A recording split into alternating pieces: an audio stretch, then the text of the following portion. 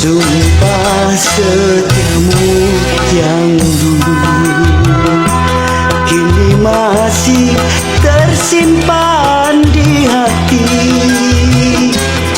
terkunci rapat terjaga, yang tak mudah dicuri orang.